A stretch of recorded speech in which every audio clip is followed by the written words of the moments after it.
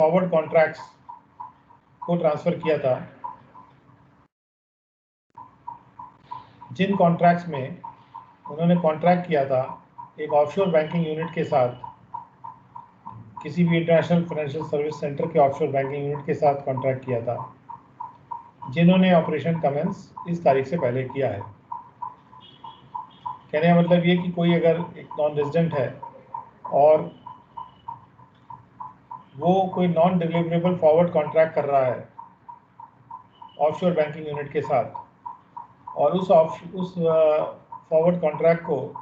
वो बेचता है, ट्रांसफ़र करता है, और उससे अगर कोई उसको इनकम अराइज होती है तो 10(4)E में एग्जाम्प्ट हो जाएगी। उसके बाद 10(4)F इंट्रोड्यूस किया गया है, जिसमें अगर कोई नॉन रेजिडेंट है, उसको इनकम मिल रही है बाय वे ऑफ रॉयल्टी, क्योंकि उसने एक एयरक्राफ्ट लीज पे दिया था on account of lease of an aircraft, और उसका पेमेंट जो है, जो लीज पे दिया था उसका पेमेंट एक इंटरनेशनल फाइनेंशियल सर्विस सेंटर के यूनिट ने किया। यानी जो unit international financial service centre में है, उसने वो रॉयल्टी का पेमेंट कर रहा है, यानी कि वो लीज पे ले रहा है एयरक्राफ्ट को। और अगर वो यूनिट 80 LA के डिडक्शन के लिए एलिजिबल है और उसने 31 मार्च 2024 से पहले अपने ऑपरेशन शुरू कर दिए, तो फिर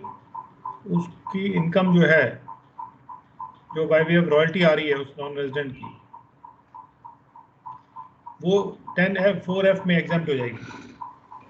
यानी कि बहुत भरसक प्रयत्न है कि इंटरनेशनल फाइनेंशियल सर्विस सेंटर में लोग अपने यूनिट खोलें, खासतौर पे जो नॉन रेजिडेंट हैं या जो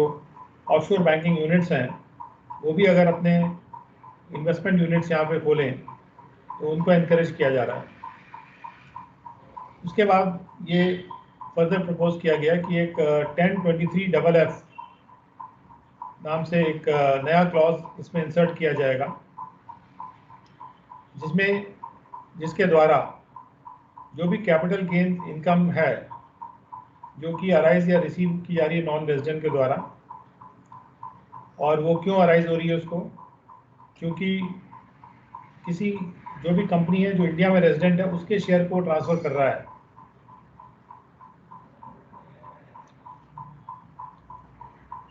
और वो जो ट्रांसफ़र कर रहा है वो है एक रिजल्टेंट फंड, एंड वो शेयर्स ट्रांसफ़र किए गए हैं ओरिजिनल फंड में से रिजल्टेंट फंड को, और रिलोकेट करके ट्रांसफ़र किए गए हैं। तो अगर जो कैपिटल गेन है ऐसे शेयर्स पर वो चार्जेबल नहीं थे, अगर वो रिलोकेशन नहीं हुआ होता, तो अभी भी ये चार्जेबल नहीं होंगे। यानी कि अगर एक नॉन रेजिडेंट है जिसके पास किसी भी कंपनी के शेयर हैं, और एक तरह से उसने एक इन्वेस्टमेंट फंड खोल रखा है, इन्वेस्टमेंट फंड के शेयर्स को वो रिजल्टेंट फंड में ट्रांसफ़र कर रहा है, तो उसका काम आसान बनाने के लिए, क्योंकि कैपिटल गेन्स इसमें अराइज हो सकता है कि जब ओरिजिनल फंड रिजल्टेंट फंड को ट्रांसफ़र हो तो उसमें कोई कैपिटल गेन अराइज भी हो सकता है, लेकिन उस कैपिटल गेन को टैक्स नहीं किया जाएगा। और इससे क्या काम आसान हो जाएगा कि लोग फंड्स को स्प्लिट कर सकते हैं, फंड्स को दूसरा रूप दे सकते हैं, रिजल्टेंट फंड बना सकते हैं। जैसे कंपनियों का मर्जर होता है या कंपनी दूसरा रूप ले लेती हैं, तो उसी तरह से फंड्स भी अपना रूप चेंज कर सकते हैं, और इस तरह से अगर फंड अपना रूप चेंज करते हैं तो उसको हम लोग टैक्स नहीं करेंगे। एक तरह का ये बेनिफिट यहाँ पे दिया जा रहा है। तो अगर कोई जैसे ओरिजिनल फंड है, ओरिजिनल फंड की जो डेफिनेशन जैसे दी जा रही है, एक ऐसा फंड जो कि इंडिया से बाहर बनाया गया था, it was registered outside India, और वो कलेक्ट कर रहा था फंड अपने मेंबर से इन्वेस्ट करने के लिए, उनके बेनिफिट के लिए इन्वेस्ट करने के लिए फंड इकट्ठा कर रहा था, और वो जो फंड था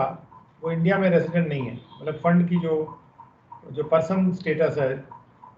वो इंडिया का रेजिडेंट नहीं है, और वो ऐसे कंट्री का रेजिडेंट है जिसके साथ हमारा एग्रीमेंट है सेक्शन 90 में, सेक्शन 90A में, जो डबल टैक्सेशन एग्रीमेंट है, या फिर वो ऐसे कंट्री में या स्पेसिफाइड टेरिटरी में लोकेटेड है या उसका रेजिडेंट है जो कि सेंट्रल गवर्नमेंट के द्वारा नोटिफाई किया गया है इस पर्पस के लिए, यानी कि इस पर्टिकुलर परिभाषा के लिए। तो ऐसे फंड जो कि ऐसे कंट्री में, दूसरे कंट्री में रेजिडेंट है जिसके साथ हमारा डबल टैक्सेशन एग्रीमेंट है, अगर नहीं है एग्रीमेंट तो फिर वो नोटिफाइड है। अगर ऐसी टेरिटरी में है, कंट्री में है जो नोटिफाइड कंट्री है, नोटिफाइड टेरिटरी है, तो भी वो ओरिजिनल फंड की परिभाषा में आ जाएंगे। और साथ में वो जो फंड है उसकी जो एक्टिविटीज़ हैं वो उसके ऊपर जो इन्वेस्टर प्रोटेक्शन के रेगुलेशंस हैं उस कंट्री के वो लागू होते हैं। जहाँ पर भी वो फंड खड़ा हुआ है वहाँ पर उस कंट्री के जो इन्वेस्टर प्रोटेक्शन रेगुलेशंस हैं वो उस फंड पे लागू होते हैं। और भी दूसरी जो कंडीशंस हैं वो अगर उसको फुलफिल करता है तो वो ओरिजिनल फंड माना जाएगा। देखिएगा कि यहाँ पे कहा गया है कि जो ओरिजिनल फंड से अगर शेयर को ट्रांसफर किया जाता है और रिजल्टेंट फंड को दे दिया जाता है, और ये एक रेलोकेशन प्रोसेस है। रिलोकेशन मतलब एक जगह से दूसरी जगह स्थानांतरित कर देना, जगह स्थानांतरित कर देना। तो ये फंड ऐसा फंड है जो इंडिया में रेजिडेंट नहीं है, किसी बाहर के देश में रेजिडेंट है और या बाहर के नोटिफाइड टेरिटरी में रेजिडेंट है, और वो रिलोकेट हो रहा है। और रिलोकेट होके, रिलोकेशन मतलब उसका भौतिक स्थानांतरण हो रहा है। और रिलोकेशन वर्ड को भी डिफाइन किया गया है कि ओरिजिनल फंड से रिजल्टेंट फंड को ट्रांसफर कर देना 31 मार्च 2023 से पहले। जहां पर जो ट्रांसफर के लिए कंसिडरेशन है वो शेयर के रूप में दिया जा रहा हो या यूनिट के रूप में दिया जा रहा हो, या रिजल्टेंट फंड में कोई भी इंटरेस्ट दिया जा रहा है, यानी कि उसमें ओनरशिप दी जा रही है शेयर होल्डर को या यूनिट होल्डर को या इंटरेस्ट होल्डर को। इंटरेस्ट होल्डर का मतलब उसमें उसका जो स्टेक है और जितना उसका जिस प्रोपोर्शन में उसको दिया जा रहा है, इन द सेम प्रोपोर्शन जिसमें कि वो शेयर उसके पास था। तो उस तरह से अगर ओरिजिनल फंड से रिजल्टेंट फंड की ओर रिलोकेट होता है एसेट, और रिजल्टेंट फंड की परिभाषा भी दी है कि रिजल्टेंट फंड वो है जो कि इंडिया में इनकॉर्पोरेटेड है, इंडिया में एस्टैब्लिश्ड है, और या तो वो ट्रस्ट है या कंपनी है या फिर कोई LLP है, और उसे सर्टिफिकेट ग्रांट कर दिया गया रजिस्ट्रेशन का कैटेगरी 1, 2 या 3 वाले ऑल्टरनेटिव इन्वेस्टमेंट फंड के रूप में। और उसका रेगुलेशन अगर सभी के द्वारा किया जाता है, जो सभी के रेगुलेशंस हैं ऑल्टरनेटिव इन्वेस्टमेंट फंड रेगुलेशंस, और साथ में वो रिजल्टेंट फंड जो है इंटरनेशनल फाइनेंशियल सर्विस सेंटर में लोकेटेड है। कहने मतलब ये कि इंडिया से बाहर जो फंड है, हम चाह रहे हैं कि उनका पैसा इंडिया में आए और वो रिलोकेट कर दें, उस पैसे को इंडिया में लेके आ जाएं, और उस ट्रांसफर में जो भी कैपिटल गेन अराइज होगा हम उसको टैक्स नहीं करेंगे। ये साफ तौर पे ये प्रावधान किया गया है। उसके बाद हम लोग देख रहे हैं इंटरनेशनल फाइनेंशियल सर्विस सेंटर के लिए को एनकरेज करने के लिए, उसको प्रोत्साहित करने के लिए क्या प्रावधान लाए गए हैं। उसके बाद पार्ट 7 में कहा जा रहा है, ये भी प्रपोज किया जा रहा है कि सेक्शन 47 को भी अमेंड कर दिया जाएगा और उसमें नए क्लॉजेस डाल दिए जाएंगे, और ये कहा जाएगा कि कोई भी ट्रांसफर अगर रेलोकेशन के रूप में हो रहा है कैपिटल एसेट के, जो ट्रांसफर ओरिजिनल फंड से रिजल्टेंट फंड की ओर जा रहा है एसेट का, उसको हम ट्रांसफर नहीं मानेंगे कैपिटल गेन टैक्स के पर्पज से। और यानी कि कैपिटल गेन से वो जो ट्रांसफर होगा वो एग्जेम्प्ट हो गया। और ये भी प्रस्तावित किया गया है कि एक और क्लॉज इसमें दिया जाएगा कि कोई भी अगर ट्रांसफर शेयर होल्डर करता है या यूनिट होल्डर या इंटरेस्ट होल्डर कर रहा है और रेलोकेशन की वजह से कर रहा है capital asset being a share और यूनिट और इंटरेस्ट हेल्ड बाय हिम, जो ओरिजिनल फंड में उसके वो होल्ड कर रहा था और उसके इवज में उसको कोई शेयर या यूनिट या इंटरेस्ट मिल रहा है रिजल्टेंट फंड में, तो उसको भी कैपिटल गेन नहीं माना जाएगा। यानी एक तरफ तो वो जो कंपनी है जो भी ट्रांसफ़र कर रहा है, जो फंड ट्रांसफ़र कर रहा है अपनी यूनिट्स को, उसको भी कैपिटल गेन नहीं देना है। कोई अगर शेयर होल्डर है वो अगर उस रेलोकेशन के तहत ट्रांसफ़र कर रहा है ओरिजिनल फंड से रिजल्टेंट फंड में ट्रांसफ़र होके आ रहा है उसका शेयर, तो उसको भी हम टैक्स नहीं करेंगे। और इसी सिलसिले में कॉन्सिक्वेंशियल अमेंडमेंट्स भी किए गए 49, 56 और 79। उसके बाद अगला प्रावधान है, ये सारे प्रावधान इंटरनेशनल फाइनेंशियल सर्विस सेंटर के सिलसिले में 80 सेक्शन 80 LA, सेक्शन 80 LA में वो कहता है कि 80 LA को हम लोग अमेंड करने जा रहे हैं कि जो डिडक्शन है इस सेक्शन में ये इंटरनेशनल फाइनेंशियल सर्विस सेंटर के यूनिट को भी मिलेगा अगर उसका registration international financial service centre authority act के तहत हुआ है। और इसके साथ ही जो पहले की रिक्वायरमेंट थी कि उनको परमिशन लेना पड़ता था किसी दूसरी लॉ के तहत, वो परमिशन नहीं लेना पड़ेगा। अब सीधा सीधा अगर वो international financial service centre authority act में अगर वो रजिस्टर्ड है तो उसको वो इस डिडक्शन के लिए जो 80 LA का डिडक्शन है उसके लिए वो एलिजिबल हो जाता है। उसके बाद इसमें प्रोवाइड किया गया था कि जो भी इनकम अराइज कर रही है जहाँ पे एसेट ट्रांसफ़र होता है, जो कि एक एयरक्राफ्ट है, ये एयरक्राफ्ट का इंजन है जिसको लीज किया गया था एक यूनिट के द्वारा जो कि इंटरनेशनल फाइनेंशियल सर्विस सेंटर में है, और उसको ट्रांसफ़र किया जा रहा है उस एयरक्राफ्ट का या इंजन का किसी डोमेस्टिक कंपनी को जो कि जिसका बिजनेस एयरक्राफ्ट के ऑपरेशन का है, जो एयरलाइन वगैरह है, वो भी ये जो ट्रांसफ़र है ये 100% डिडक्शन इसको भी उपलब्ध हो जाएगा। तो इसमें क्या है कि जो हमारे यहाँ जो भी एयरलाइंस हैं, एयरलाइंस एसेट्स को आसानी से खरीद सकें और बड़े एसेट जो कि एयरक्राफ्ट इंजन है वो आसानी से उनको मिल सकें। और ये जो यूनिट्स हैं इंटरनेशनल फाइनेंशियल सर्विस सेंटर में जो काम कर रहे हैं, ये इस तरह के एयरक्राफ्ट को परचेज करवा सकें बड़े आसानी से। तो इसके लिए ये प्रावधान किया गया है, डिडक्शन दिया गया है और 100% डिडक्शन अवेलेबल है यहाँ पे। और उसके बाद प्रोवाइड किया गया है कि अगर कोई यूनिट रजिस्टर्ड है under this international financial service centre authority act के तहत, तो जो कॉपी ऑफ परमिशन है, जहाँ पर शब्द लिखा हुआ कॉपी ऑफ परमिशन, उसका मतलब ये है कि कॉपी ऑफ रजिस्ट्रेशन, यानी कि कोई और एक्ट के तहत अब परमिशन लेने की कोई ज़रूरत नहीं पड़ेगी। उसके बाद 115 AD सेक्शन को फिर अमेंड किया गया है, जिसमें कि इस सेक्शन के प्रावधानों को एप्लीकेबल कर दिया गया है ऑफशोर बैंकिंग यूनिट की इन्वेस्टमेंट डिवीजन पर भी। पूरा ऑफशोर बैंकिंग यूनिट के बजाय उसका जो भी investment division international financial service centre में लोकेटेड है, तो भले ही वो स्पेसिफाइड फंड नहीं भी है, लेकिन 115 AD के तहत फिर भी वो उसको ये बेनिफिट 115 AD का दिया जा रहा है। लेकिन जो ये बेनिफिट है ये उसी हद तक मिलेगा जो एट्रीब्यूटेबल उस इनकम की हद तक ही मिलेगा जो एट्रीब्यूटेबल होगी उस इन्वेस्टमेंट डिवीजन पे, कि जो कि उस इन्वेस्टमेंट डिवीजन ने जो इनकम कमाई होगी उस ऑफशोर बैंकिंग यूनिट के, जो कि as a category 3 portfolio investor के रूप में कमाई होगी, जिसका रेगुलेशन सेबी के फॉरेन पोर्टफोलियो इन्वेस्टर रेगुलेशंस के तहत होता है, जिन रेगुलेशंस को सेबी एक्ट में बनाया गया। यानी कि सेबी एक्ट के तहत जो रेगुलेशन बनाए गए हैं, इसके तहत कैटेगरी 3 पोर्टफोलियो इन्वेस्टर यदि कोई है तो उसके रूप में अगर इन्वेस्टमेंट डिवीजन काम कर रही है और वो इन्वेस्टमेंट डिवीजन जो है वो उस इन्वेस्टमेंट डिवीजन पे 115 AD के भी बेनिफिट उपलब्ध हो जाएंगे जो बेनिफिट स्पेसिफाइड फंड पे उपलब्ध होते थे।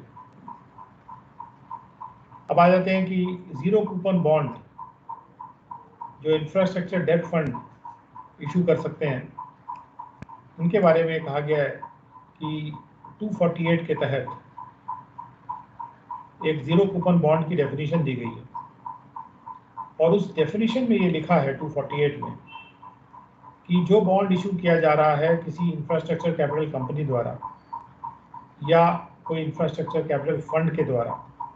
या किसी पब्लिक सेक्टर कंपनी के द्वारा या किसी शेड्यूल बैंक के द्वारा, तो ये अभी तक जो जीरो कूपन बॉन्ड की डेफिनेशन तो जो थी उन बॉन्डों के लिए थी जो इस टाइप की कंपनियां या इस टाइप के बैंक इशू कर सकते थे और जिसके रिस्पेक्ट में कोई भी पेमेंट या बेनिफिट रिसीव नहीं होता है जब तक कि उसकी मैच्योरिटी या रिडेम्पशन नहीं हो जाता। यानी कि जीरो कूपन बॉन्ड ऐसा बॉन्ड होता है जिसपे कोई कहने को उस पीरियड में कोई बेनिफिट नहीं मिल रहा है जब तक मैच्योरिटी नहीं आ रही, जो भी बेनिफिट है वो मैच्योरिटी या रिडेम्पशन पे मिलता। तो ये जो परिभाषा है जीरो कूपन बॉन्ड की, इसमें कहा गया है कि इन जीरो कूपन बॉन्ड्स का नोटिफाई होना जरूरी है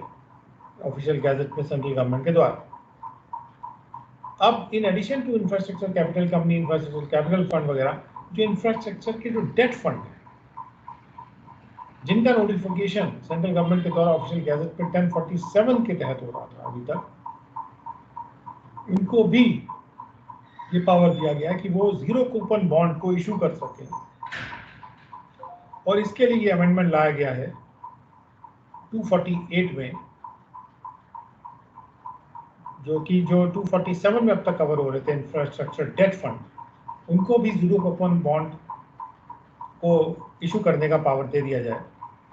रूल्स 2F और 8B जो इनकम टैक्स रूल्स के हैं वो भी उसके अनुसार अमेंड किए जा रहे हैं। और आगे आते हैं tax neutral conversion of urban cooperative bank into banking company. हम लोग टैक्स इंसेंटिव्स को देख रहे हैं। जो अर्बन कोऑपरेटिव बैंक हैं वो अपने आप को बैंकिंग कंपनी अगर बनाना चाहें तो उससे बैंकिंग कंपनी बनाने से तमाम बेनिफिट्स उनको अवेलेबल हो जाते हैं, ज़्यादा प्रोफेशनल उनका मैनेजमेंट हो सकता है। सेक्शन 44DB एक्ट का प्रोवाइड करता है कि अगर कोई बिजनेस रीऑर्गेनाइजेशन होता है कोऑपरेटिव बैंक्स का तो उसमें डिडक्शन प्रोवाइड कर रहा है नॉर्मल जो कोऑपरेटिव बैंक्स हैं। और ये जो सेक्शन है ये प्रोवाइड करता है कि जहां पर भी ऐसा बिजनेस रीऑर्गेनाइजेशन कोऑपरेटिव बैंक्स का होता है तो जो डिडक्शन है 32, 35D, 35D डबल डी और 35DDA ये बांट दिए जाएंगे। इन सेक्शंस के जो बेनिफिट्स हैं, खासतौर पे डेप्रिसिएशन भी इसमें शामिल है, वो अपोर्शन कर दिया जाएगा या बांट दिया जाएगा बिटवीन द प्रेडेसेसर यानी पहले वाले कोऑपरेटिव बैंक के बीच में और जो बाद में आ रहा है सक्सेसर कोऑपरेटिव बैंक के बीच में, उसी प्रोपोर्शन में, जो कि डेज का प्रोपोर्शन है कि एक साल में, एक वित्त वर्ष में या प्रीवियस ईयर में कितने दिन पहले वाला बैंक रहा था, कितने दिन बाद वाला बैंक रहा था, तो नंबर ऑफ डेज के प्रोपोर्शन में बिजनेस ऑफ रीऑर्गेनाइजेशन के पहले के दिन और बिजनेस रीऑर्गेनाइजेशन के बाद वाले दिन, उस प्रोपोर्शन में इन डिडक्शंस को भी बांट दिया जाएगा। ये बात 44D में अलाउड है। और उसके बाद ये भी है इसमें कि अगर कोई कैपिटल एसेट ट्रांसफर होता है प्रेडेसेसर cooperative bank successor cooperative bank को, या कोई शेयर्स ट्रांसफर होते हैं शेयर होल्डर्स के द्वारा बिजनेस रीऑर्गेनाइजेशन में, उनको ट्रांसफर नहीं माना गया जिससे कि वहाँ कैपिटल गेन टैक्स ना लग जाए। ये सारे जितने भी बेनिफिट्स हैं ये इसलिए दिए गए थे जिससे कि जो कोऑपरेटिव बैंक्स हैं उनका रीऑर्गेनाइजेशन आराम से हो सके, उसमें टैक्स का कोई की बात नहीं आनी चाहिए। अब रिजर्व बैंक ऑफ इंडिया ने क्या किया है कि उन्होंने जो प्राइमरी कोऑपरेटिव बैंक हैं या जिनको कहते हैं अर्बन कोऑपरेटिव बैंक, उनको ये परमिट कर दिया है कि वो बैंकिंग कंपनी में अपने आप को परिवर्तित कर सकते हैं। केवल बिजनेस रीऑर्गेनाइजेशन की बात नहीं है, वो अपने आप को बैंकिंग कंपनी भी बना सकते हैं अगर वो अपने एसेट्स और ट्रांसफर लायबिलिटीज़ को ट्रांसफ़र कर दें। तो ये जो परमिशन दी गई है RBI के द्वारा, ये सितंबर 27, 2018 में परमिशन दी गई है। तो इसलिए ये भी ज़रूरी था क्योंकि RBI ने परमिट कर दिया है कि urban cooperative bank banking company में परिवर्तित हो जाए, जो कि एक इसलिए बिजनेस रीऑर्गेनाइजेशन की जो परिभाषा थी 44DB में उसको एक्सपैंड करने की ज़रूरत थी। तो इसलिए इस बिजनेस ऑर्गेनाइजेशन की परिभाषा में जो प्राइमरी कोऑपरेटिव बैंक का बैंकिंग कंपनी में जो परिवर्तन होता है, कन्वर्जन होता है, और उसमें क्योंकि उसमें जो डिडक्शन मिलते हैं सेक्शन 44 DB में, वो प्राइमरी कोऑपरेटिव बैंक्स जब कन्वर्ट होते हैं बैंकिंग कंपनी में, वो उस कन्वर्जन पे ये बेनिफिट 44 DB का अलाउ कर दिया गया है।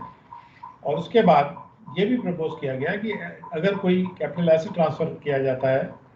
प्राइमरी कोऑपरेटिव बैंक के द्वारा उस बैंकिंग कंपनी को, या फिर कोई शेयर होल्डर के द्वारा शेयर ट्रांसफर किया था, वो भी ट्रांसफर नहीं माना जाएगा। ये सेक्शन 47 में इसके लिए कॉन्सिक्वेंशियल अमेंडमेंट किया गया है, जो कि 47 6CA और 6CB के रूप में किया गया है। उसके बाद आते हैं कि पब्लिक सेक्टर कंपनी अपना स्ट्रेटेजिक डिसइन्वेस्टमेंट कर सकें, उनके डिसइन्वेस्टमेंट के काम को, सरकार का ये क्लियर कट गोल है कि पब्लिक सेक्टर कंपनीज का स्ट्रेटेजिक डिसइन्वेस्टमेंट हो पाए। इसको फैसिलिटेट करने के लिए ये बेनिफिट लाया गया है कि उसमें कहा गया है कि सेक्शन 2 जो है एक्ट का, वो उसका जो 19AA क्लॉज है, यानी 219AA, वो डीमर्जर को डिफाइन करता है। और कंपनीज के रिलेशन में इसका जो मतलब वहाँ दिया हुआ है वो ये है कि अगर कोई स्कीम ऑफ अरेंजमेंट होती है, जो कि 391 से 394 जो सेक्शन है कंपनीज एक्ट के, उसके तहत उसके परसुएंस में अगर एक डीमर्ज कंपनी जो है वो अपने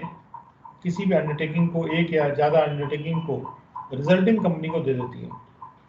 डीमर्ज कंपनी वो है जो पहले थी, और रिजल्टिंग कंपनी वो है जो उसके रिजल्ट में बाद में बनती है, जब वो अंडरटेकिंग उससे चली जाती है। तो मर्जर का मतलब मिल जाना, डीमर्जर मतलब अलग हो जाना। तो यहाँ पे एक अंडरटेकिंग को अलग किया जा रहा है। जैसे कोई कंपनी है जिसका एक यूनिट लॉस मेकिंग है, तो वो उसको अलग करके एक दूसरी कंपनी बना देगी और एक रिजल्टेंट कंपनी बन जाएगी, तो उसको हम डीमर्जर कह सकते हैं। तो सबसे पहली बात तो यही कि 219AA में डीमर्जर शब्द को इस प्रकार से डिफाइन किया हुआ है। उसके बाद सेक्शन 72A के अंतर्गत जो कैरी फॉरवर्ड और सेट ऑफ है एक्यूमुलेटेड लॉस का और अनअब्सॉर्ब्ड डेप्रिसिएशन अलाउंस का, जो कि अलाउ होता है अमाल्गमेशन या डीमर्जर में, वो उसके लिए प्रावधानित, ऑलरेडी प्रावधानित है। उसके बाद 72A1 के तहत जो भी एक्यूमुलेटेड लॉस या अनअब्सॉर्ब्ड डेप्रिसिएशन है, वो अमाल्गमेटेड कंपनी का जो भी है वो रिजल्टिंग कंपनी का हो जाएगा। इस तरह से प्रावधान किया गया है, जिससे कि जो भी अनअब्सॉर्ब्ड डेप्रिसिएशन वगैरह हैं वो रिजल्टिंग कंपनी तक पहुंच पाए। उसके बाद अब ये प्रपोज किया जा रहा है कि इन 2 सेक्शंस के प्रोविजंस को थोड़ा रिलैक्स किया जाएगा पब्लिक सेक्टर कंपनीज के लिए, क्योंकि पब्लिक सेक्टर कंपनीज का हमको डिसइन्वेस्टमेंट को प्रोत्साहित करना है, तो जिससे कि हम आसान बना सकें उनके स्ट्रेटेजिक डिसइन्वेस्टमेंट को। तो ये प्रस्तावित किया गया है कि ये अमेंडमेंट किए जाएंगे। सबसे पहले तो 219AA जो सेक्शन है, इसमें परिभाषा दी गई डीमर्जर की, वहाँ पे एक एक्सप्लेनेशन 6 डाला जा रहा है, ये क्लैरिफाई करते हुए कि अगर कोई रिकंस्ट्रक्शन या स्प्लिटिंग अप होता है पब्लिक सेक्टर कंपनी का और उससे कई कंपनियां बन जाती हैं, तो रिकंस्ट्रक्शन या स्प्लिटिंग, उस रिकंस्ट्रक्शन या उस स्प्लिटिंग को भी हम एक डीमर्जर मान लेंगे यदि वो जो रिकंस्ट्रक्शन या स्प्लिटिंग है उससे हम किसी डीमर्ज कंपनी के एसेट को रिजल्टिंग कंपनी को ट्रांसफर कर रहे हैं यदि, और जो रिजल्टिंग कंपनी है वो भी एक पब्लिक सेक्टर कंपनी है, उस तारीख को जो अपॉइंटेड डेट है, जो स्कीम में अपॉइंटेड डेट मानी गई है डीमर्जर की, उस तारीख को वो भी एक पब्लिक सेक्टर कंपनी है, या कोई ऐसी बॉडी है जो कि ऑथराइज्ड है under the provisions of companies act या किसी और एक्ट में जो कि पब्लिक सेक्टर कंपनी उसको गवर्न कर रहा है। यानी कंपनी स्प्लिट अप हो रही है, public sector company split up हो रही है into various public sector companies.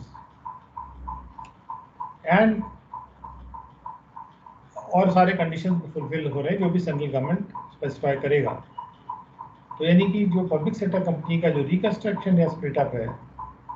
उसको भी डीमर्जर की परिभाषा में शामिल कर लिया गया। सबसे पहली बात ये एक्सप्लेनेशन 6 के तौर पे शामिल किया गया है। इसके बाद सेक्शन 72A(1) को अमेंड किया जा रहा है, ये कैरी फॉरवर्ड के जो प्रावधान है, और उसमें एक क्लॉज C सब्स्टिट्यूट किया जा रहा है और उसके द्वारा ये प्रोवाइड किया जा रहा है कि जो 72A(1) के प्रावधान है वो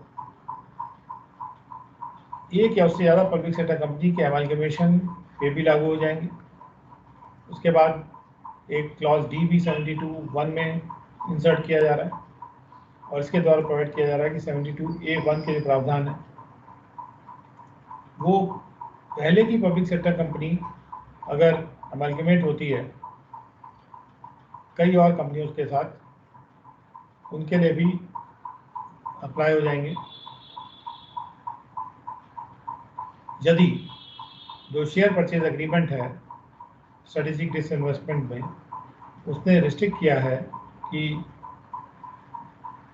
जो पब्लिक सेक्टर कंपनी है वो इमीडिएटली अमलगमेट नहीं होगी,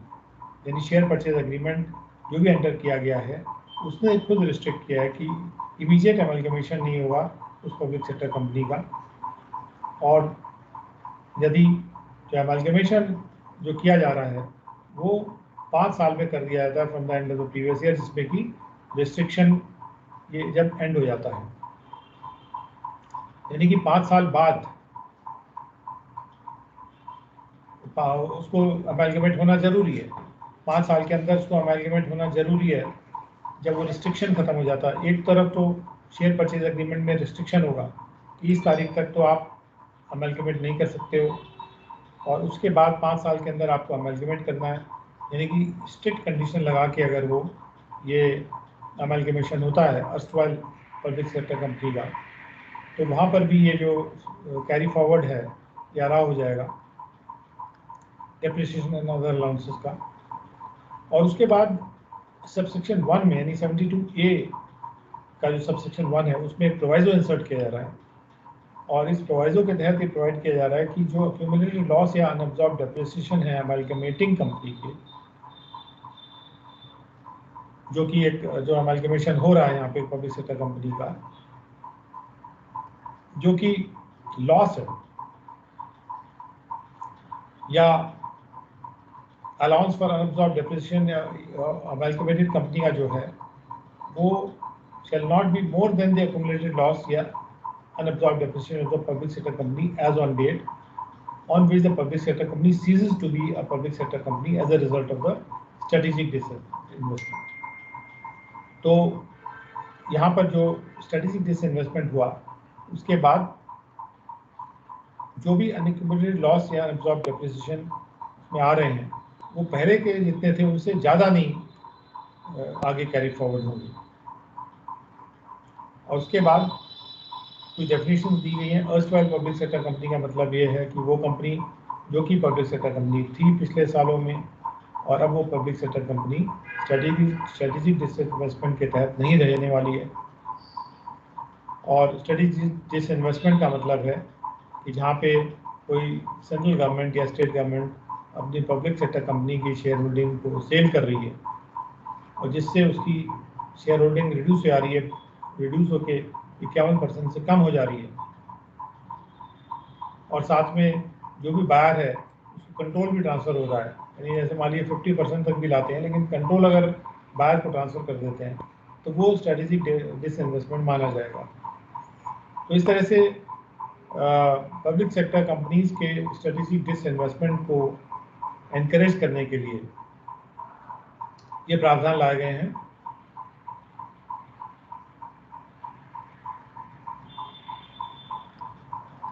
उसके बाद आगे आते हैं extension of date of sanction of loan for affordable residential house property. एक 80EE का प्रावधान है जिसमें प्रोवाइड किया गया है कि इंटरेस्ट अगर लोन लिया जाता है रेजिडेंशियल हाउस प्रॉपर्टी के लिए किसी भी फाइनेंशियल इंस्टीट्यूशन से, उसका जो इंटरेस्ट है वो 1.5 लाख रुपए तक डिडक्शन उसका 80EE में उपलब्ध है। और उसमें ये कहा गया कि लोन का सैंक्शन जो है वो 31 मार्च 21 से पहले हो जाना चाहिए। और उसके बाद ये भी कंडीशंस लागू की गई थी कि जो स्टैम्प ड्यूटी की वैल्यू है रेजिडेंशियल हाउस प्रॉपर्टी की वो 45 लाख से ज़्यादा नहीं होनी चाहिए। और साथ में एक और कंडीशन ये थी कि एसएससी के पास उसके ओनरशिप में कोई और रेजिडेंशियल हाउस प्रॉपर्टी नहीं होनी चाहिए सैंक्शन की डेट पर जब लोन सैंक्शन होता है। तो ऐसे कंडीशन में उसको 1.5 लाख रुपए तक का डिडक्शन मिल रहा था। अब ये provision first time home buyers को डिडक्शन दे रहा है जो पहला घर खरीद रहे हैं। अब फर्स्ट टाइम बायर्स को हेल्प करने के लिए ये प्रपोज किया गया है इस बार, ये जो आउटर डेट है इसकी 1 साल और बढ़ा दी जाए। अब ये 31 मार्च 22 तक उपलब्ध है, यानी अगले 1 साल में यदि आप लोन सैंक्शन करवाते हैं और घर खरीदते हैं, वो पहला है आपका घर, तो पहले घर को लेने के लिए 1.5 लाख का आपको डिडक्शन यहाँ पे मिल रहा है टैक्सेशन में। उसके बाद extension of date of incorporation for eligible startup. अब स्टार्टअप्स के लिए बेनिफिट दिया गया है सेक्शन 80 IAC जो एग्जिस्टिंग प्रावधान है, वो सेक्शन 80 IAC प्रावधान है जिसके तहत डिडक्शन दिया जा रहा है 100% प्रॉफिट्स एंड गेन्स का जो एलिजिबल बिजनेस से डिराइव हो रहा है, एक एलिजिबल स्टार्टअप के द्वारा डिराइव हो रहा है। और ये बेनिफिट 3 लगातार असेसमेंट ईयर्स तक दिया जाना था। आउट ऑफ द 10 ईयर्स जो भी 10 साल आगे आने वाले हैं उनमें से कोई 3 साल में आप ले लीजिए। और this is subject to condition कि जो कुल टर्नओवर है बिजनेस का वो 100 करोड़ से ज़्यादा नहीं होना चाहिए, तब ये बेनिफिट मिल रहा है। यानी 100 करोड़ के टर्नओवर तक जिन स्टार्टअप्स का एक बार हो गया टर्नओवर, उसके ऊपर बड़े स्टार्टअप्स के लिए नहीं है, छोटे भी नहीं कहा जा सकता, 100 करोड़ से सब्सटैंशियल अमाउंट, लेकिन फिर भी एक 100 करोड़ तक का एक लिमिट है। और ये जो एलिजिबल स्टार्टअप है उसको कहा गया था कि आपको 1 अप्रैल 2021 से पहले इनका ऑपरेट होना है। अब इसके बाद स्टार्टअप्स के लिए जो सेक्शन 54GB है इनकम टैक्स एक्ट का, वो ये प्रोवाइड करते हैं कि कैपिटल गेन का एग्जेम्पशन प्रोवाइड कर रहे हैं जब कोई long term capital asset transfer होता है जो रेजिडेंशियल प्रॉपर्टी है, जो कि घर हो सकता है या लैंड का प्लॉट भी हो सकता है, जिसका ओनर एलिजिबल एसएससी है। अब ये जो एसएससी है उसको जो नेट कंसिडरेशन मिलता है उस घर या प्लॉट को बेचने पे, वो नेट कंसिडरेशन वो उससे कुछ एलिजिबल स्टार्टअप के शेयर्स खरीद लेता है वो before the due date of furnishing of the return of income. तब जो एलिजिबल स्टार्टअप है उसको इन शेयर्स को खरीदने के लिए या अमाउंट यूटिलाइज करने के लिए 1 साल का समय मिलता है डेट ऑफ सब्सक्रिप्शन से। उसके बाद ये भी प्रोवाइड किया गया कि ये बेनिफिट जो था ये तभी अवेलेबल था जब हाउस प्रॉपर्टी 31 मार्च 2021 से पहले ट्रांसफर हो जाए। अब हम सरकार ये चाहती है एलिजिबल स्टार्टअप्स को और हेल्प दें, लेकिन एक साथ बहुत सारे सालों के लिए भी नहीं देना चाहती है। तो ये जो 31 मार्च 2021 की बात कही गई है उसको 1 साल का बढ़त दिया जा रहा है और ये कहा जा रहा है कि 80 IAC का जो फ़ायदा है डिडक्शन का वो अब 1 अप्रैल 2021 से बढ़ा के उसको 1 अप्रैल 2022 तक कर दिया गया है। और इसी प्रकार से जो 54GB का जो बेनिफिट है उसको भी 1 साल बढ़ा के 31 मार्च 2022 कर दिया गया है। उसके बाद आते हैं कि टैक्स पेयर्स की डिफिकल्टीज को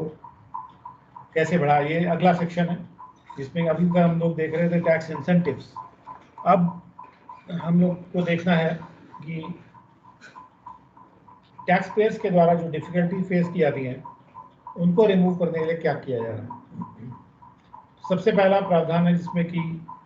10% की जो सेफ हार्बर लिमिट है, जो होम बायर्स हैं और रियल एस्टेट डेवलपर्स हैं जो अपने रेजिडेंशियल यूनिट्स को बेचते हैं उनको 10% की सेफ हार्बर लिमिट मिली हुई है। अभी इसके बारे में बात करते हैं हम, सेफ हार्बर लिमिट क्या है और उसको बढ़ाया जा रहा है। तो सेक्शन 43CA के संदर्भ में बात करते हैं। सेक्शन 43CA प्रोवाइड करता है कि जब भी कोई भी कंसिडरेशन मिल रहा है या अक्रू हो रहा है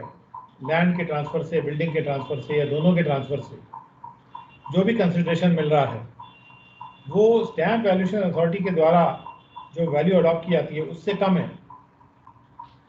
स्टैम्प ड्यूटी के पर्पज से जो वैल्यू अडॉप्ट की जाती है उससे कम है। तो जो वैल्यू स्टैम्प अथॉरिटी अडॉप्ट करती है वो ही वैल्यू प्रॉफिट्स एंड गेन्स को कंप्यूट करने के लिए मान ली जाएगी कि वो फुल वैल्यू ऑफ कंसिडरेशन था। तो ये जो सेक्शन है ये भी प्रोवाइड कर रहा है कि जहाँ पर ये वैल्यू जो है स्टैम्प ड्यूटी अथॉरिटी के द्वारा जो अडॉप्ट की गई वैल्यू जो थी वो 110% से ज़्यादा नहीं है, यानी यहाँ 10% का मार्जिन था जिसको कहते हैं सेफ हार्बर लिमिट ऑफ 10%। अगर 110% से ज़्यादा नहीं है तो फिर जो भी वैल्यू एसएससी ने ली थी वही मान ली जाएगी। ये बात 43CA में सेफ हार्बर लिमिट दी हुई है 10% की। उसके बाद सेक्शन 56(2)(10) है जो ये प्रोवाइड करता है कि जहां पर कोई पर्सन रिसीव कर रहा है किसी प्रीवियस ईयर में किसी भी पर्सन से 1 अप्रैल 2017 के बाद जब ये प्रावधान इम्पैक्ट आया था, कोई इमूवेबल प्रॉपर्टी प्राप्त कर रहा है, कोई पर्सन किसी नॉन रिलेटिव से हम कह सकते हैं इमूवेबल प्रॉपर्टी प्राप्त कर रहा है एक ऐसे कंसिडरेशन पे जो कि स्टैम्प ड्यूटी वैल्यू से कम है, करीब 50,000 के द्वारा। तो जो स्टैम्प ड्यूटी वैल्यू है जो कि उस कंसिडरेशन से ज़्यादा है,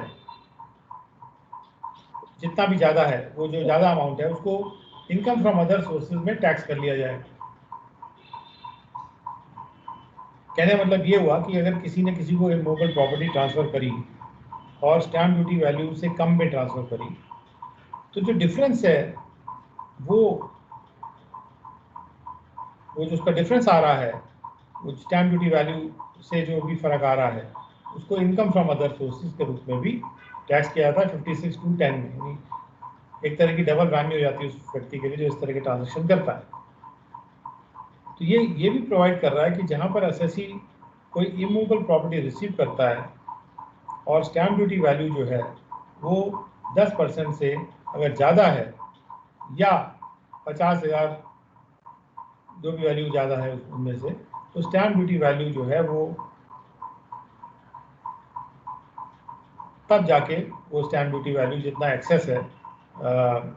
वो टैक्स की जाएगी, अदरवाइज टैक्स नहीं की जाएगी। अब यहाँ पे कहा जा रहा है कि हम डिमांड बढ़ाना चाहते हैं, रियल एस्टेट सेक्टर में डिमांड कम है और हम ये चाहते हैं कि रियल एस्टेट डेवलपर्स अपने अनसोल्ड इन्वेंट्री बहुत है उनके पास, तो उसको लिक्विडेट कर सकें, यानी उसको बेच सकें, पैसा जमा कर सकें और मतलब पैसे में कन्वर्ट कर सकें, उसको लिक्विडिटी में कन्वर्ट कर सकें और कम रेट पे भी होम बायर्स को दे सकें, भले ही स्टैम्प ड्यूटी का रेट ज़्यादा भी हो, अपनी अनसोल्ड इन्वेंट्री को लिक्विडेट कर सकें। उसको आसान बनाने के लिए ये जो सेफ हार्बर लिमिट है 10% की, उसको बढ़ा के 20% कर दिया गया है 43CA में। और उसमें बस ये कहा गया है कि ये जो कंडीशन ये होनी चाहिए कि जो ट्रांसफ़र है ये 30 जून 2021 से पहले हो जाए और ये जो ट्रांसफ़र है ये first time allotment of residential unit जो होता है वो उसके द्वारा होना चाहिए, यानी पहली बार उसको मिल रहा है रेजिडेंशियल यूनिट, और जो कंसिडरेशन रिसीव किया जा रहा है वो 2 करोड़ से ज़्यादा नहीं होना चाहिए। तो 2 करोड़ तक के लिए 2 करोड़ तक के ट्रांसफ़र के लिए ये बेनिफिट यहाँ पे दिया जाए 43CA में। और इसके बाद ये भी प्रपोज किया जा रहा है कि कॉन्सिक्वेंशियल रिलीफ बायर्स को दिया जाएगा 56(2)(10) में भी ये लिमिट 10% की बढ़ा के और 20% कर दी जाए। तो इस तरह से एक सेफ हार्बर लिमिट को 10% से बढ़ा के ये रियल एस्टेट सेक्टर के लिए एक बेनिफिशियल प्रोविजन है। उसके बाद आते हैं relaxation for certain category of senior citizen. मतलब जैसे हमने बताया था कि राहत देने के प्रावधान है ये, कि जहाँ पे डिफिकल्टी हो रही है उस डिफिकल्टी को रिमूव किया जा रहा है टैक्स पेयर। इसी तरह से सीनियर सिटीजन्स के लिए जो कुछ कैटेगरी के सीनियर सिटीजन्स हैं वो रिटर्न उनको भरने की ज़रूरत ना पड़े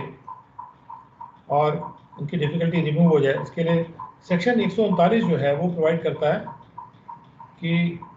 हर पर्सन जो कि इंडिविजुअल है, अगर उसकी टोटल इनकम जो है वो मैक्सिमम अमाउंट नॉट चार्जेबल से ज़्यादा है तो वो उसको अपनी return of income due date से पहले या ड्यू डेट तक भरनी पड़ेगी। और इसलिए अब यहाँ सीनियर सिटीजन्स को रिलीफ देते हुए, जो कि ऐसे सीनियर सिटीजन्स हैं जिनकी एज 75 ईयर से उससे ज़्यादा है और उनके लिए कंप्लायंस बर्डन को रिड्यूस करने के लिए ये प्रस्तावित किया गया है कि एक नया सेक्शन इंसर्ट किया जाएगा जिसमें कि रिटर्न ऑफ इनकम फाइल करने से रिलैक्सेशन दिया जाएगा सीनियर सिटीजन्स के लिए, कि यदि कोई सीनियर सिटीजन इंडिया का रेजिडेंट है और उसकी उम्र 75 या उससे ज़्यादा है तथा उसके पास अगर पेंशन इनकम है और पेंशन इनकम के अलावा कोई और इनकम नहीं है, यानी कि जो पेंशनर्स हैं उनके लिए है, और साथ में बहरहाल इस पेंशन इनकम के अलावा उनके कुछ इंटरेस्ट इनकम भरी हो सकती है जो कि उसी बैंक से होनी चाहिए जिसमें वो पेंशन इनकम प्राप्त कर रहे हैं। कहने मतलब कि अगर कहीं से पेंशन इनकम प्राप्त होती है तो वो पेंशन इनकम किसी बैंक में रखेंगे, तो चूंकि जिस बैंक में पेंशन इनकम रखे हैं उससे उनको इंटरेस्ट मिलेगा,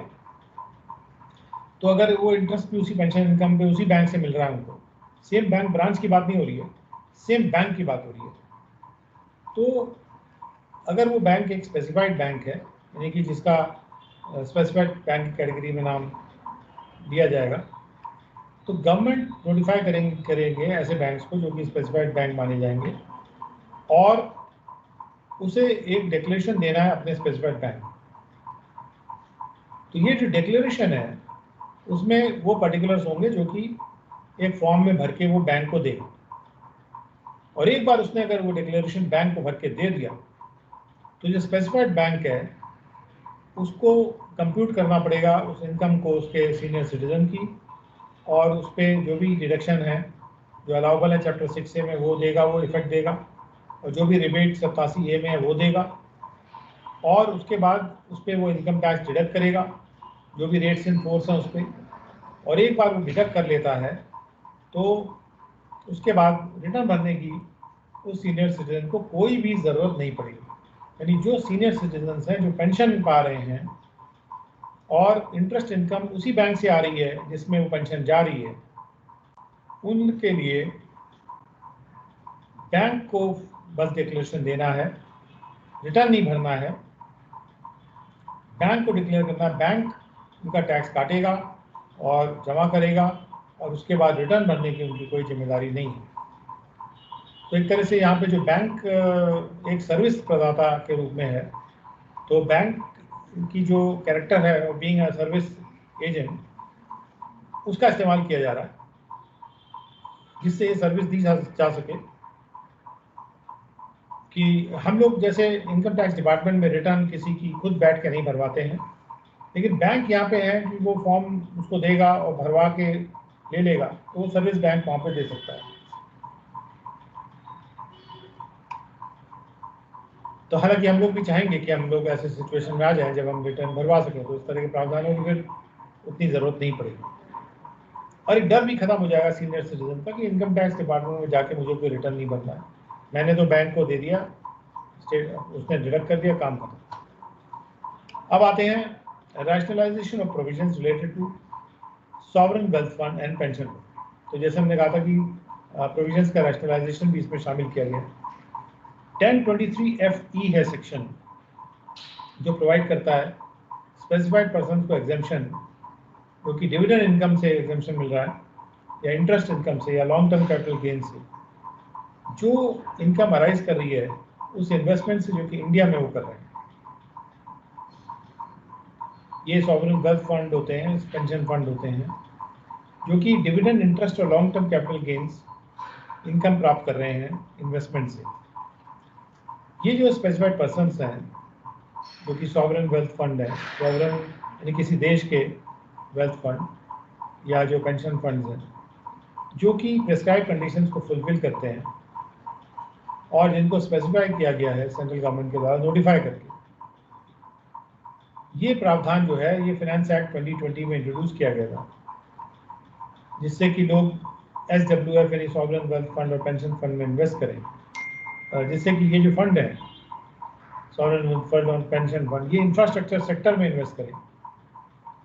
और अगर ये इंफ्रास्ट्रक्चर सेक्टर में इन्वेस्ट करते हैं तो उसके लिए 1023 FE उनको एग्जेम्प्ट करता है उनकी इनकम को। अब उस इनेक्टमेंट के बाद जो 2020 में आया था फाइनेंस एक्ट के, एक नोटिफिकेशन भी इशू किया गया था जिसमें कि इंफ्रास्ट्रक्चर एक्टिविटीज़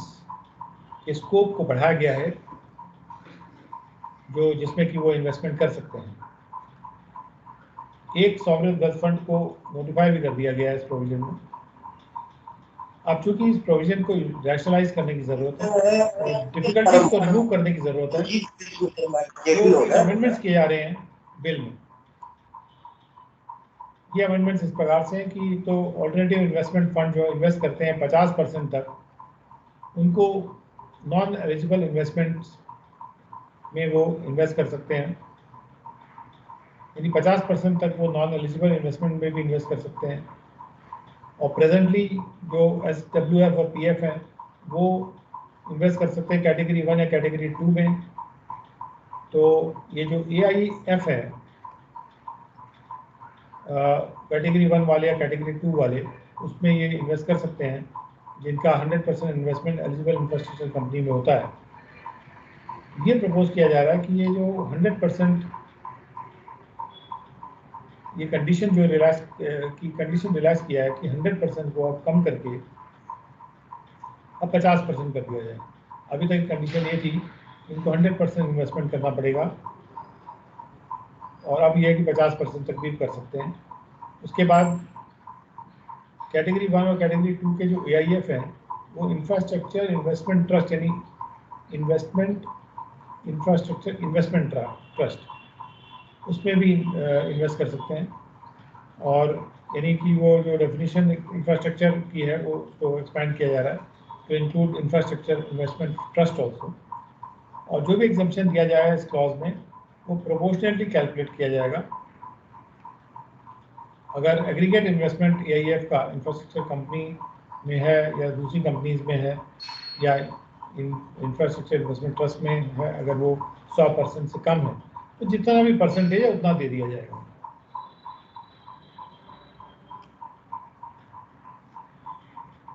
और उसके बाद अगर वो होल्डिंग कंपनी के थ्रू इन्वेस्टमेंट करते हैं, क्योंकि ये जो इन्वेस्टमेंट होता है ये या तो ऑल्टरनेटिव इन्वेस्टमेंट फंड के रूप से होता है या फिर वो इन्वेस्टमेंट होल्डिंग कंपनी के माध्यम से हो रहा है। तो प्रेजेंटली जो SWF PF हैं उनको होल्डिंग कंपनी के थ्रू इन्वेस्ट नहीं दिया जाता, और लेकिन अब ये प्रोवाइड किया जा रहा है कि वो होल्डिंग कंपनी के माध्यम से भी इन्वेस्ट कर सकते हैं इंफ्रास्ट्रक्चर फंड में या इंफ्रास्ट्रक्चर में। बस ये होल्डिंग कंपनी डोमेस्टिक कंपनी होनी चाहिए और उसका सेटअप 1 अप्रैल 2021 से पहले होना चाहिए।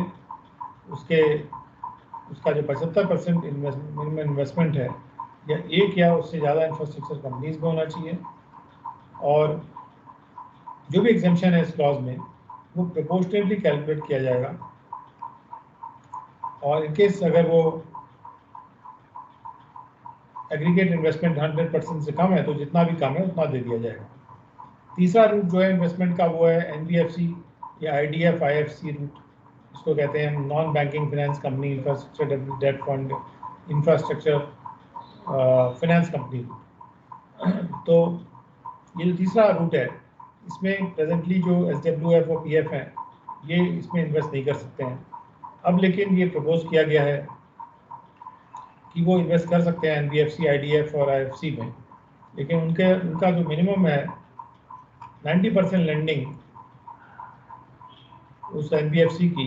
एक या उससे ज़्यादा इंफ्रास्ट्रक्चर एंटिटी में जाके होनी चाहिए। जस्ट टू इंश्योर कि they are actually investing in infrastructure. और जो भी एग्जाम्पशन इस क्लॉज में दिया जा रहा है वो प्रोपोर्शनेटली कैलकुलेट किया जाएगा इस कंडीशन में भी। चौथा जो रूट है जो कि इन्वेस्टमेंट का रूट है, जो सॉवरेन वेल्थ फंड और पेंशन फंड्स का, वो है लोन या बोरोइंग करके। तो जब वो लोन लेते हैं, उसका इन्वेस्टमेंट करते हैं, वो अलाउड नहीं था कि they were not allowed to have loans और बोरोइंग्स और डिपॉजिट्स और इन्वेस्टमेंट्स एज, क्योंकि एक कंडीशन थी कि कोई भी बेनिफिट शुड नॉट एन्योर किसी प्राइवेट पर्सन को, क्योंकि जब वो लोन लेंगे तो किसी प्राइवेट पर्सन को बेनिफिट जा सकता है। तो ये अब प्रपोज किया जा रहा है कि there should not be any loan or borrowing for the purpose of making investment in India. कि इंडिया में इन्वेस्टमेंट के लिए कोई लोन या बोरिंग नहीं होनी चाहिए। It is also propose to provide that the condition regarding no benefit to private person and assets going to government on dissolution would not apply. जो पहले कंडीशन थी कि प्राइवेट पर्सन को बेनिफिट नहीं जाएगा या एसेट्स गवर्नमेंट के पास चले जाएंगे डिसोल्यूशन पे, वो किसी ऐसे पेमेंट पर अप्लाई नहीं करेगा जो क्रेडिटर को किया जा रहा है या डिपॉजिटर को किया जा रहा है फॉर लोन टेकन और boring other than for purpose of making investment in India. तो अगर इंडिया से बाहर इन्वेस्टमेंट वो कर रहा है तो तब then it is all right, because private person को बेनिफिट उस केस में जा सकता है। इंडिया में इन्वेस्टमेंट के केस में किसी प्राइवेट पर्सन के पास बेनिफिट नहीं जाना चाहिए, लेकिन इंडिया से बाहर इन्वेस्टमेंट अलाउ कर दिया गया सॉवरेन वेल्थ फंड या पेंशन फंड को लोन वगैरह लेके। इसके बाद पांचवा जो रूट था वो है कमर्शियल एक्टिविटी। तो कमर्शियल एक्टिविटी के बारे में प्रेजेंटली जो SWF और PF है उनको ये अलाउ नहीं किया था कि वो कोई भी कमर्शियल एक्टिविटी अंडरटेक करें, और लेकिन ये कंडीशन को अब रिमूव किया जा रहा है और इसकी जगह पर ये कंडीशन लाई जा रही है कि वो किसी भी इन्वेस्टी के डे टू डे ऑपरेशन में काम नहीं करेंगे। कमर्शियल एक्टिविटी कर सकते हैं लेकिन स्पेसिफिकली किसी के डे टू डे ऑपरेशन में they will not participate. However अगर वो डायरेक्टर अपॉइंट करते हैं या एग्जीक्यूटिव डायरेक्टर अपॉइंट करते हैं जिससे कि उनका इन्वेस्टमेंट का मॉनिटरिंग हो सके, वो उसको डे टू डे ऑपरेशन में पार्टिसिपेशन नहीं माना जाएगा। यहाँ पर जो टर्म इन्वेस्टी है उसको इस प्रकार से डिफाइन किया जा रहा है कि एक बिजनेस ट्रस्ट या एक कंपनी या कोई एंटरप्राइज या कोई ऐसी एंटिटी या कोई कैटेगरी 1 या 2 का ऑल्टरनेटिव इन्वेस्टमेंट फंड या कोई इंफ्रास्ट्रक्चर इन्वेस्टमेंट ट्रस्ट या कोई डोमेस्टिक कंपनी या इंफ्रास्ट्रक्चर फाइनेंस कंपनी या कोई इंफ्रास्ट्रक्चर डेट फंड जिसमें ये जो सॉवरेन वेल्थ फंड या पेंशन फंड है उसने इन्वेस्टमेंट किया है, चाहे वो डायरेक्टली किया हो चाहे इनडायरेक्टली किया हो, इस क्लॉज के तहत। यानी कि किसी भी इन्वेस्टी के ऑपरेशन में इन्वेस्ट करते हैं उनके अपॉइंटिंग डायरेक्टर या वो डायरेक्टर या एग्जीक्यूटिव डायरेक्टर अगर अपॉइंट करते हैं इन्वेस्टमेंट के को मॉनिटरिंग करने के पर्पज से, तो वो डे टू डे ऑपरेशन में भाग लेना नहीं माना जाएगा। और कमर्शियल एक्टिविटी का मतलब ये है कि डे टू डे ऑपरेशन में भाग लेना। इस तरह से अब इसको डिफाइन कर दिया गया है। उसके बाद जो शब्द है लायबल टू टैक्स, तो कुछ ऐसे PF हैं जो कि they are liable to tax in their country, दो उनको बाद में एग्जेम्पशन मिल गया था। कुछ ऐसे PFs हैं उनको अभी वो लायबल टू टैक्स है लेकिन बाद में उनको एग्जेम्पशन मिल जाता है। तो ये प्रपोज किया जा रहा है कि हम इस सब क्लॉज को अमेंड करेंगे ये प्रोवाइड करते हुए कि यदि कोई पेंशन फंड है वो लायबल टू टैक्स है, यानी कि उस पर टैक्स लगना चाहिए under the laws of that country, लेकिन टैक्सेशन को एग्जेम्प्ट कर दिया जाता है फॉरेन कंट्री के द्वारा जिसके लॉज के तहत वो क्रिएट एस्टैब्लिश हुई थी, तो उस केस में जो ये पेंशन फंड है वो भी एलिजिबल हो जाएगा। और इसके लिए लायबल टू टैक्स की डेफिनेशन भी जैसे आपने देखा बाद में उसको चेंज किया गया ये कहते हुए कि लायबल टू टैक्स में वो लायबिलिटी भी शामिल है जो कि बाद में एग्जेम्प्ट कर दी जाती है उस देश के द्वारा। और इसके बाद रूल्स प्रोवाइड किए गए हैं कैलकुलेशन मेथड को बताने के लिए, और उसमें कहा गया कि सेंट्रल गवर्नमेंट रूल बना सकती है ये जो 50%, 75%, 90% की बात ऊपर की गई है उसको कैलकुलेट करने के लिए। Now we'll come to just one or two more points there, because we don't want to exceed the time limit also, or time limit already exceed kar chuki, but we'll try to close it up by 5 o'clock. So let us go up to 5 o'clock and see what we can understand from these provisions. जो notified overseas retirement fund है उनसे जो income होती है उसके taxation में कुछ mismatch है, उसको उस मिसमैच को एड्रेस किया जा रहा है इस प्रावधान के द्वारा। और यहाँ पे कहा गया है कि रिप्रेजेंटेशन जो रिसीव की गई है उसमें कहा गया है कि ईयर ऑफ टैक्सेबिलिटी का मिसमैच है। जब भी कोई रिटायरमेंट फंड से विड्रॉल किया जाता है रेजिडेंट्स के द्वारा, जिन्होंने उन फंड को खोला था जब वो नॉन रेजिडेंट थे, और जो वो या फिर वो फॉरेन कंट्री के रेजिडेंट थे, एट प्रेजेंट क्या है कि जो विड्रॉल है उन फंड से वो टैक्स किया जा सकता है रिसीट बेसिस पे उन फॉरेन कंट्रीज में, जबकि अक्रूवल बेसिस पे वो इंडिया में टैक्स किया जा सकता है। तो ये एक मिसमैच हो गया है। तो इस मिसमैच को एड्रेस करने के लिए और जेन्युइन हार्डशिप को रिमूव करने के लिए प्रपोज किया जा रहा है कि एक नया सेक्शन 89A एक्ट में डाला जा रहा है, ये प्रोवाइड करते हुए कि जो इनकम है किसी स्पेसिफाइड पर्सन की स्पेसिफाइड अकाउंट से जो आ रही है वो टैक्स की जाएगी in the manner prescribe by the central government. Central government जैसे प्रिस्क्राइब करेगी वैसे टैक्स की जाएगी। उसके लिए स्पेसिफाइड पर्सन, स्पेसिफाइड अकाउंट, और स्पेसिफाइड पर्सन वो पर्सन है जो कि रेजिडेंट है इंडिया में, जिसने स्पेसिफाइड अकाउंट खोला था नोटिफाइड कंट्री जब वो नॉन रेजिडेंट था, और वो दूसरे कंट्री का रेजिडेंट था, तब उसने वो अकाउंट खोला था स्पेसिफाइड अकाउंट। स्पेसिफाइड अकाउंट को डिफाइन किया जा रहा है वो अकाउंट जो कि उस नोटिफाइड कंट्री में मेंटेन किया जा रहा है, और जो कि मेंटेन इसलिए किया जाता है कि रिटायरमेंट बेनिफिट उसमें लाया जा रहा है। कोई व्यक्ति है जो नॉन रेजिडेंट है, लेट्स से वर्ल्ड बैंक में काम करता है, और वो उसने बाहर एक अकाउंट खोला, उसमें उसने अपना रिटायरमेंट फंड डाल रहा है which is maintain for retirement benefits, and income from such account जो है वो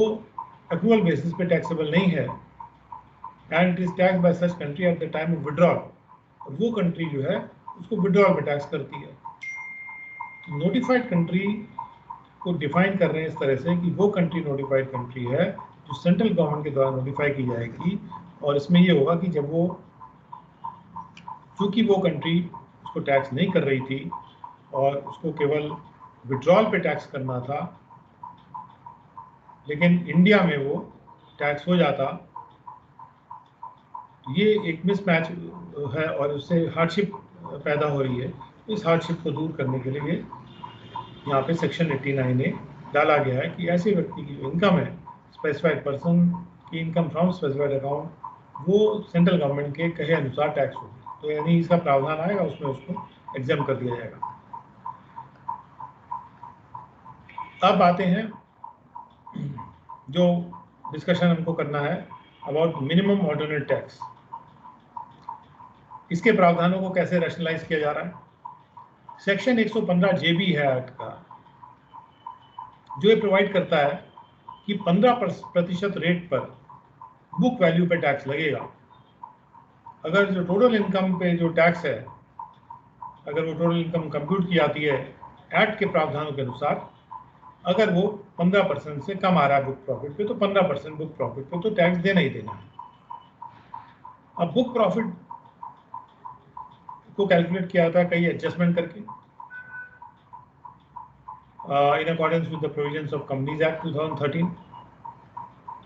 इसमें रिप्रेजेंटेशन रिसीव की गई कि जो कंप्यूटेशन है बुक प्रॉफिट का सेक्शन 115JB में, वो उस एडजस्टमेंट को प्रोवाइड नहीं कर रहा है,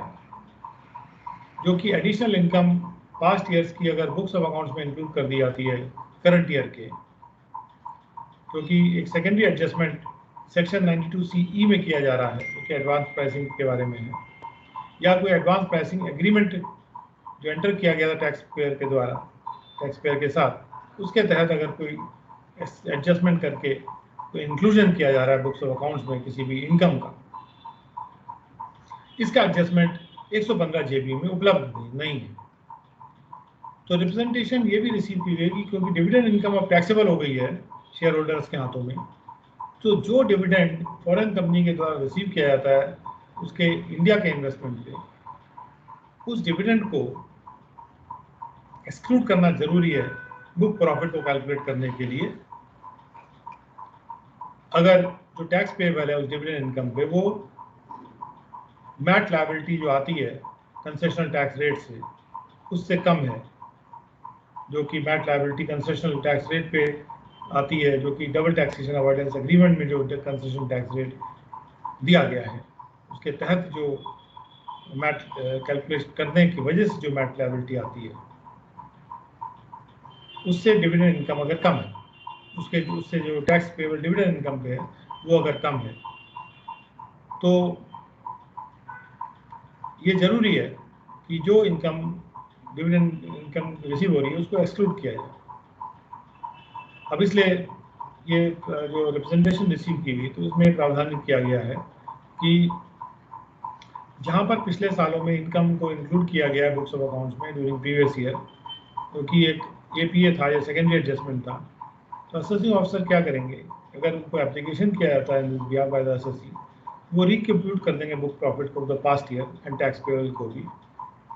प्रिस्क्राइब मैनर में, यानी प्रिस्क्राइब कैलकुलेशन दे दिया जिसमें कि बेनिफिट दे दिया जाएगा। फर्दर जो प्रोविजन 154 के एक्ट के हैं वो भी अप्लाई करेंगे, और जो 4 साल का पीरियड है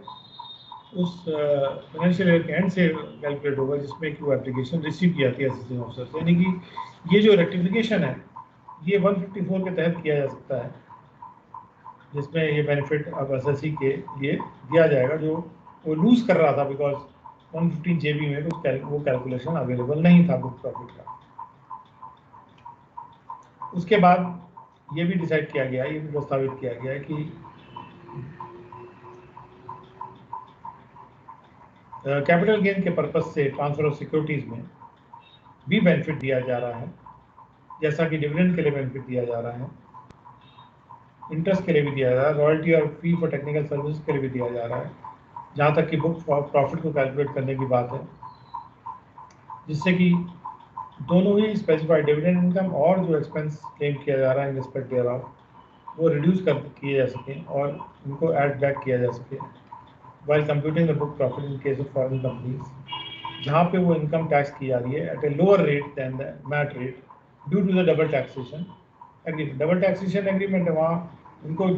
लोअर रेट का बेनिफिट मिला हुआ, लेकिन वो रेट डिनाई हो रहा था बिकॉज 115 JB बुक प्रॉफिट के कैलकुलेशन में वो कैलकुलेशन अवेलेबल नहीं था। तो ये बेनिफिट अब 154 के तहत को मिल जाएगा, एप्लीकेशन उनको करना पड़ेगा। और in the end as a last discussion कि सेक्शन 194 जो है एक्ट का वो प्रोवाइड करता है कि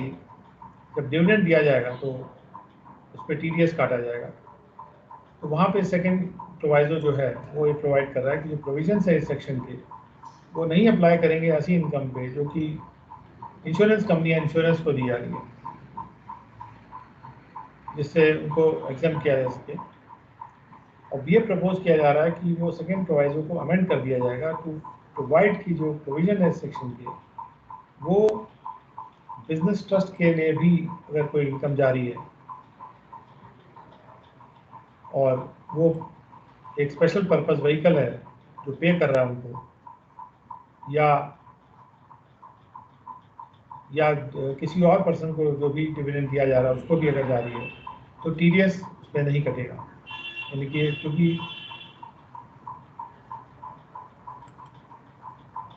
ये बेनिफिट इसलिए दिया जा रहा है क्योंकि हमें TDS का जो एग्जाम्पशन का बेनिफिट है जब डिविडेंड किसी बिजनेस ट्रस्ट को दिया जाता है, जैसा कि इंश्योरेंस कंपनीज के लिए ऑलरेडी अवेलेबल था,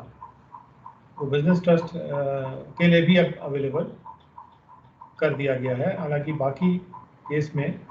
TDS का प्रावधान तो रहेगा ही रहेगा, क्योंकि बिजनेस अगर कोई डिविडेंड किसी को देगा तो TDS काटेगा 194 में प्रावधानित है।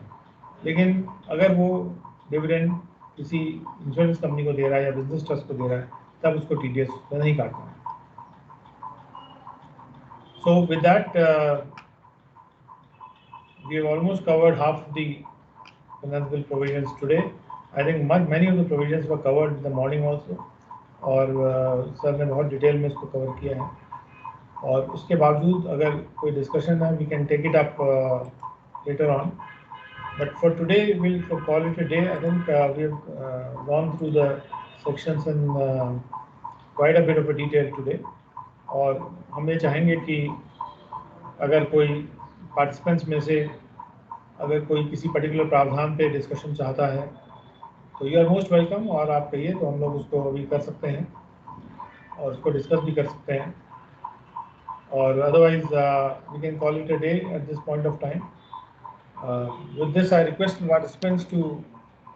लेट अस नो, और if they want to express anything, आप खुद अगर कोई अपनी बात कहना चाहते हैं किसी भी प्रावधान के बारे में, या कोई अपनी बात रखना चाहते हैं या कोई सवाल पूछना चाहते हैं तो आपका स्वागत है, आप पूछिए। और तब तक के लिए हम लोग आपके क्वेश्चन का इंतज़ार करते हैं। तो is there anything that anyone would like to say? अगर आप कुछ कहना चाहेंगे तो आपने माइक को आप म्यूट करके और अपना सवाल पूछ सकते हैं या अपनी बात कह सकते हैं।